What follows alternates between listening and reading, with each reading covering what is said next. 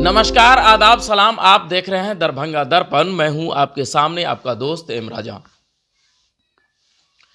बीते 6 महीने से वंशावली को लेकर के जो संशय बना हुआ था, उस संशय से अब पर्दा उठ गया है।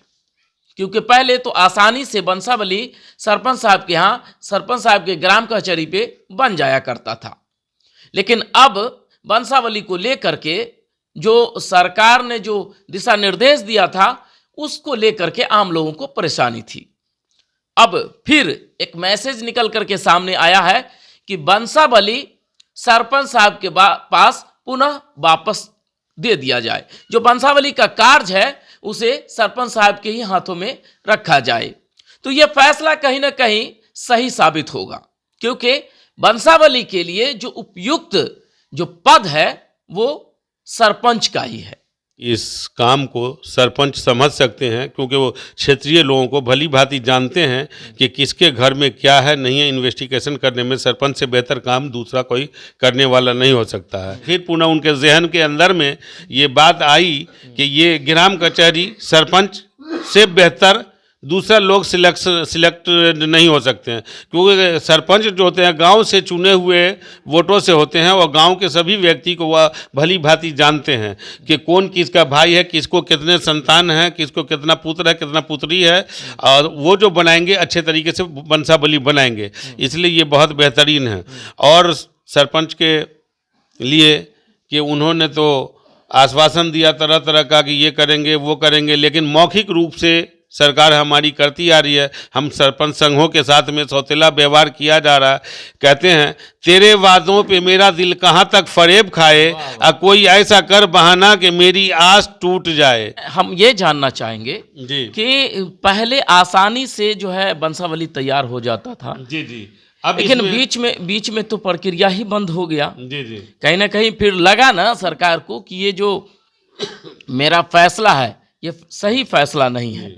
पुनः आपके हाथों में वापस दिया गया, लेकिन थोड़ा सा प्रक्रिया को बदल दिया गया है। आम लोगों को इसका लाभ कैसे मिलेगा, इसके लिए क्या कहेंगे आप? आम लोगों को जो इसका लाभ मिलेगा सही है, लेकिन फिर इसमें जो थोड़ा एफिडेविट का दे दिया है, तो ये क्या है कि एक आम जनता जो है वो पढ़े लिखे लोग होते नहीं हैं।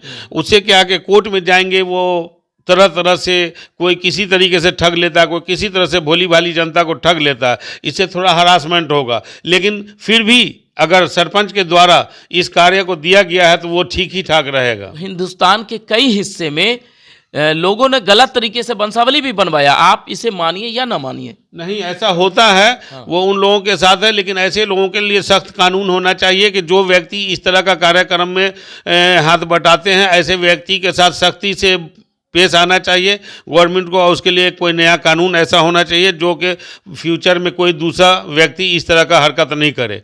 और समाज के अंदर में ये वंशावली से बहुत अच्छा चीज़ है कि भाई वंशावली से जो सिस्टम है कि ज़मीन को जोड़ दिया गया। बगैर वंशावली के ज़मीन का आप कुछ भी नहीं कर सकते हैं। इसलिए ये बहुत ज़रूरी है। वो समाज के अंदर में जो सरपंच लोग होते हैं वो चिन्हित कर लेते हैं किस परिवार में कौन है, कौन किसका भाई है नहीं। क्योंकि वार्ड मेंबर है, पंच है, उनके ज़रिए दरियाफ्त करके पूरे तरीके से इन्वेस्टिगेशन करने के बाद 1 सप्ताह का जो समय दिया गया है बहुत ही अच्छा है, और उसके बाद ये काम होगा तो अच्छा रहेगा।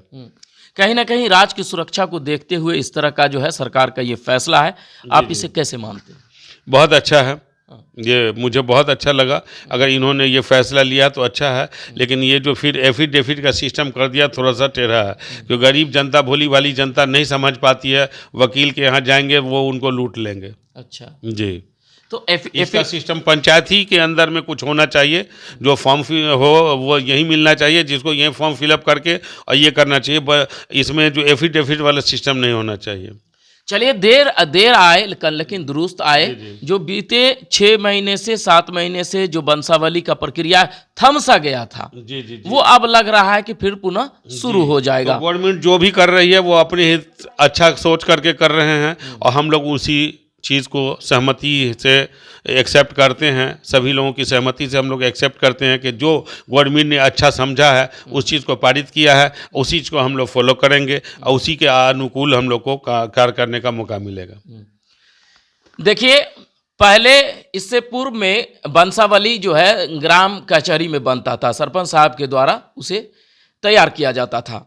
लेकिन उसके बाद अचानक से सरपंच साहब को मना कर दिया गया कि बंसावली का काम आप नहीं करेंगे और उस बंसावली को मान्य नहीं दिया जाएगा, यानी अवैध माना जाएगा।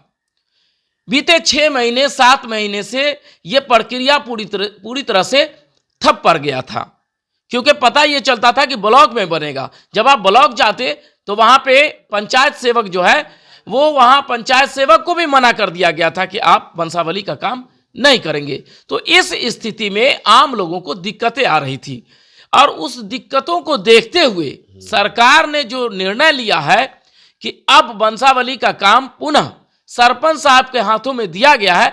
थोड़ा सा तरीका बदला गया है कि पहले आपको उसके लिए एफिडेविट तैयार करवाना होगा, उसके लिए कोर्ट जाना होगा और उसके बाद उस एफिडेविट को लेकर के आप पंचायत सेवक को, अपने पंचायत के पंचायत सेवक को देंगे। वो 7 दिन तक उसका वेरिफिकेशन करेंगे।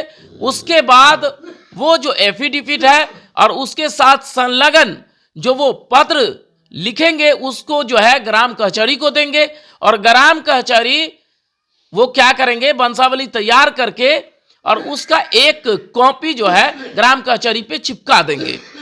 7 दिनों तक वो ये देखेंगे कि मेरे द्वारा बंसावली जो तैयार किया गया इस पे किसी लोगों को आपत्ति भी है।